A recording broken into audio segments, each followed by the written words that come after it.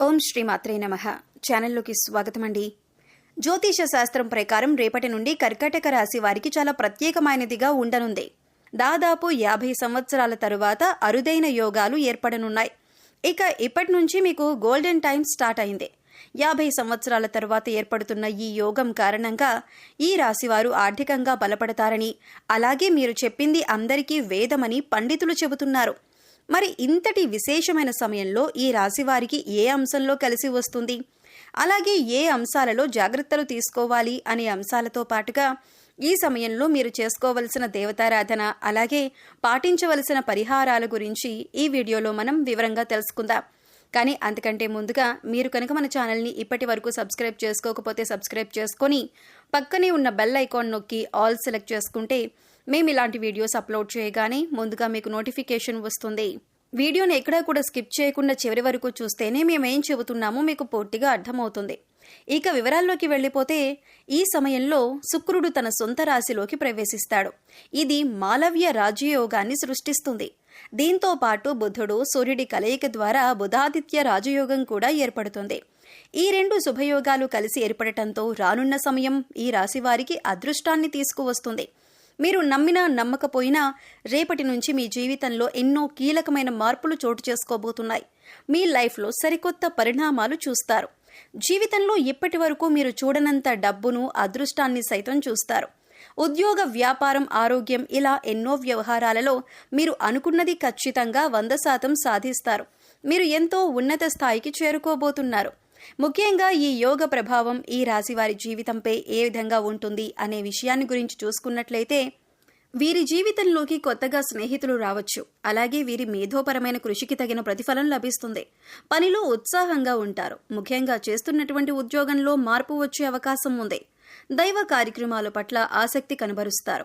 తల్లి వైపు నుంచి ధనం పొందే అవకాశం ఉంది. చెప్పాలంటే ఈ సమయంలో వీరికి యోగ ప్రభావంతో జీవితంలో ఎదురయ్యే సమస్యలన్నీ కూడా తగ్గుముఖం పడతాయి. అలాగే సంతానానికి సంబంధించి అనేక శుభవార్తలను వింటారు. అనారోగ్య సమస్యలన్నీ తీరతాయి. ఆరోగ్యం కుదుట పడుతుంది. మానసిక ప్రశాంతత ఏర్పడుతుంది. అలాగే ఆర్థిక పరిస్థితి కూడా బలంగా ఉంటుంది. ఈ విధంగా వీరికి ఈ సమయం మొత్తం శుభంగా ఉంటుంది.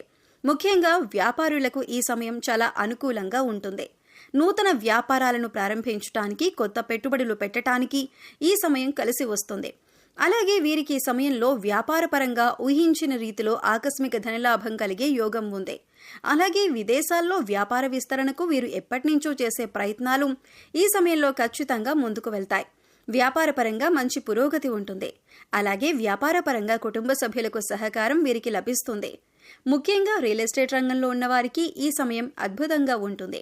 ఊహించని రీతిలో లాభాలను పొందుతారు. అయితే అగ్రిమెంట్లు చేసే విషయంలో మాత్రం తగిన జాగ్రత్తలు తీసుకోవాలి. అలాగే వీరికి కెరీర్ పరంగా చూసుకున్నట్లయితే మంచి అభివృద్ధి ఉంటుంది.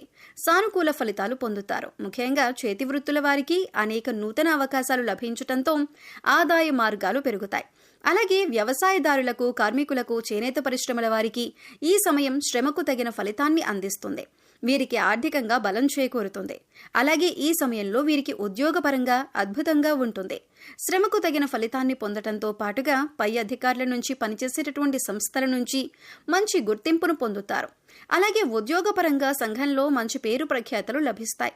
అలాగే ఉద్యోగపరంగా నూతన విజయాలను సాధించగలుగుతారు. ముఖ్యంగా ఎవరైతే నిరుద్యోగులు ఉద్యోగ ప్రయత్నాలు చేస్తూ ఉన్నారో వారి ప్రయత్నాలు సఫలమవుతాయి. ఆశించిన ఉద్యోగాన్ని పొందగలుగుతారు. ఈ రాశి వారికి కుటుంబ పరంగా చూసుకున్నట్లయితే చిన్న చిన్న సమస్యలు ఏర్పడినప్పటికీ కుటుంబ పరిస్థితులు సద్దుమరుగుతాయి.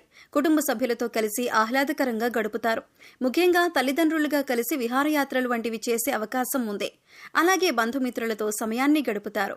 శుభకార్యాలలో పాల్గొంటారు. వీరికి వివాహ జీవితం అద్భుతంగా ఉంటుంది. జీవిత భాగస్వామి అన్ని విషయాల్లోనూ వీరికి తోడుగా మంచి మార్గదర్శిగా ఉంటుంది.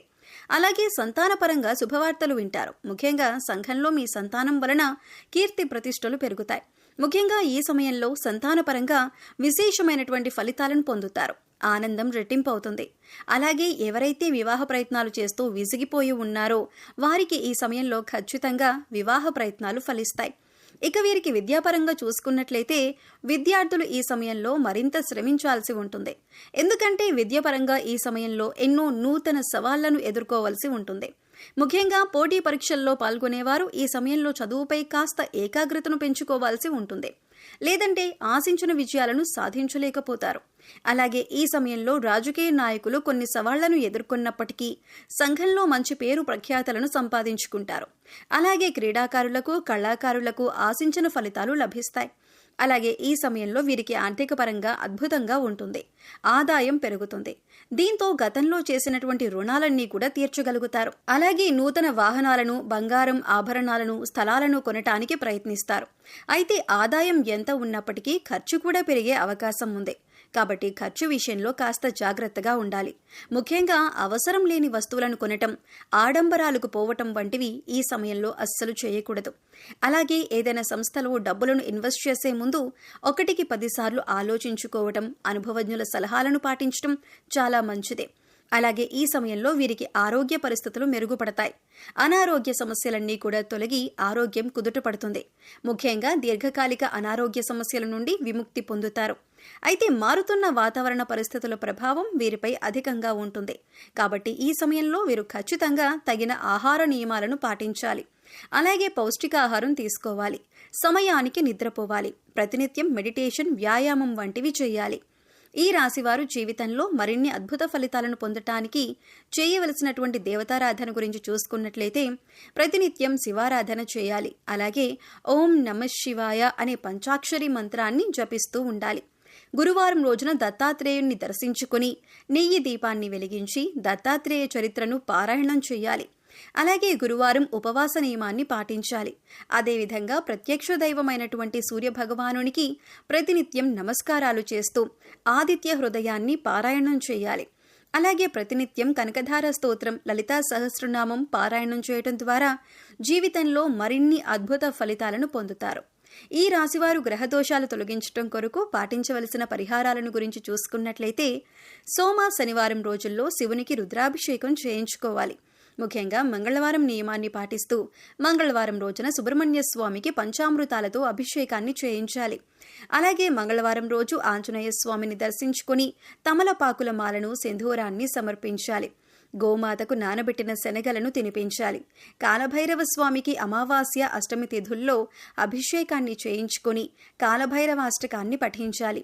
వీలైనప్పుడల్లా ఆధ్యాత్మిక కార్యక్రమాల్లోనూ, సామాజిక కార్యక్రమాల్లోనూ పాల్గొనాలి. అలాగే మూగజీవాలకు, పశుపక్ష్యాదులకు తాగటానికి నీరు, తినటానికి ఆహారాన్ని ఏర్పాటు చేసినట్లయితే గత జన్మలో మీరు తెలిసి తెలియక చేసిన పాపకర్మల యొక్క దుష్ఫలితాలు తొలగిపోతాయి. తద్వారా మీరు చేసే ప్రతి పనిలో కూడా విజయాన్ని పొందుతారు. జీవితంలో గోల్డెన్ టైం చూస్తారు అనటంలో ఎటువంటి సందేహం లేదు. ఈ విధమైన పరిహారాలను పాటించడం ద్వారా జీవితంలో అద్భుతమైన ఫలితాలను చూస్తారు.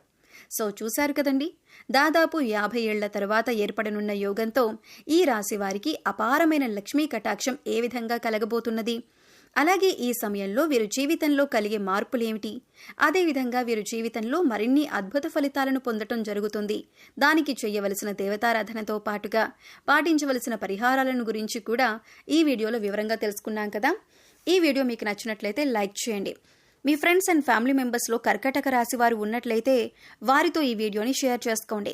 అలాగే ఇప్పటి వరకు మీరు కనుక మన ఛానల్ని సబ్స్క్రైబ్ చేసుకోకపోయినట్లయితే సబ్స్క్రైబ్ చేసుకొని పక్కనే ఉన్న బెల్ ఐకాన్ నొక్కి ఆల్ సెలెక్ట్ చేసుకుంటే మేము ఇలాంటి వీడియోస్ అప్లోడ్ చేయగానే ముందుగా మీకు నోటిఫికేషన్ వస్తుంది. మరో చక్కటి వీడియోతో మళ్ళీ కలుసుకుందామండి. ఓం శ్రీ మాత్రే నమః.